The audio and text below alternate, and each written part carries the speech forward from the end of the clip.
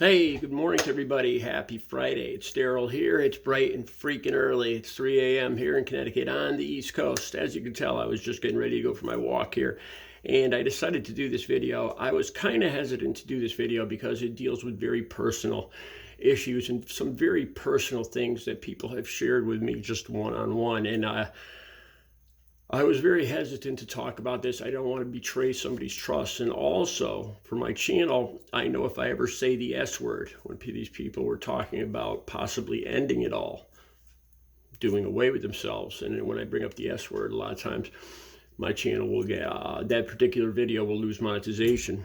So I was very hesitant to talk about this, but it scared me yesterday, and a lot of people still, now that Trump has rescinded this, it really hasn't helped. It's really scared a lot of people. I mean, thousands of people, I imagine, across the country, especially people in recovery. I talked to one person yesterday who's been in recovery for 8 months. Just say they got out of jail, I think it was a little over a year ago. And their parole counts on them having a job. And their job that they have deals with trans people. They're working in human services. So this person was, in this blink of an eye, this person was looking at losing support for his recovery, losing his job, and more than likely going back to jail, losing his apartment, everything he's worked for in recovery in the last 8 months, everything. And now that this has been rescinded, you can imagine people just don't snap back from this. Some of the other people I talked to yesterday, this is the situation. People in recovery. Luckily, I've been in recovery for over 18 years, so I'm in a more stable place. But it still scared and frightened me, the stuff that was possibly going to happen with Trump cutting all this funding yesterday. I've had a chance to build up bank accounts and get myself on solid footing and everything. But still, as I was talking to people yesterday, and before I started getting comments from people saying, well, my tax dollars shouldn't go for other people's methadone, yada, yada, yada, and stuff like that. It's not even that. Even the people that pay for their own medically assisted treatment, methadone, Suboxone, even the people that work and pay for their own, were looking at losing all their recovery, all their assistance, all their medical assistance, all their methadone treatment yesterday. Because a lot of these centers, as far as I know, most of the ones that I've dealt with and talked to, I've donated murals and artwork to a lot of these centers after I was going there myself to pay it forward. So I'm still in touch with a lot of these people, and they are nonprofits. And I'm not sure exactly how this all works, but with Trump and cutting the funding and the grants yesterday, talking about doing that, it would have potentially shut down these nonprofits. So we're not even talking about people that are having taxpayer dollars paying for their medically assisted treatment or their methadone. We're talking about just shutting the doors. People going up to get their treatment that they depend on and the doors being locked. That's what, whether it was going to happen or not. That's another part of this whole thing. There was so much confusion. There was no answers.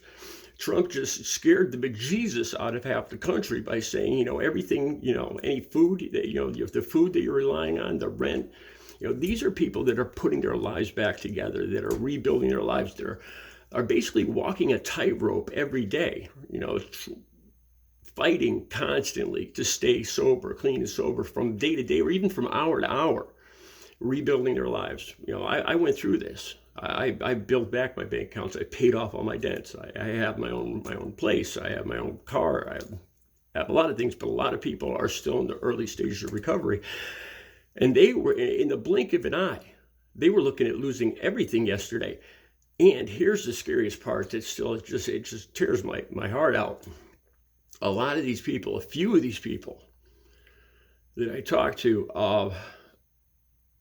looked me in the eye and said that they would rather end it all.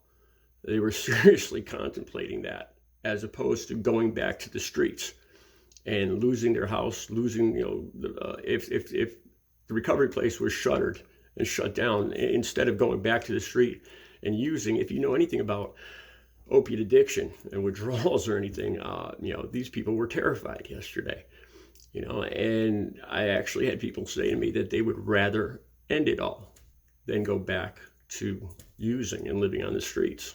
That's the kind of, this was all across the country, thousands of people yesterday. And then with the snap of fingers, he says it's all rescinded. And, that doesn't give a lot of, that doesn't restore confidence. It doesn't. A lot of these people were doing great, rebuilding their lives in recovery, walking that tightrope daily and winning and staying up there and winning. And it's like Trump taking the tightrope and shaking the freaking thing. So, that's an analogy. I mean, I don't know if it makes me more angry or scared or terrified that America's actually voted for this. Like I said in yesterday's video, to me, this was blatantly Donald Trump saying that it was a power play. Take everything away and then give it back. I read before that hostage takers use this tactic to get mind control over people. They're nice to the hostages. They're nice. Then they're mean. Bam, bam, bam. Then they're nice again. They deny the hostages protein, which promotes brain energy thinking. These are mind control tactics, so people don't know if they're coming or going. That's what I saw Trump doing yesterday. My heart is with people in recovery. I am a person in recovery. And when I saw the terror and confusion that it's the first 2 weeks of Trump's 4 years that this wrought yesterday, it terrified me. I'll be back later with another video. You guys have a good Friday.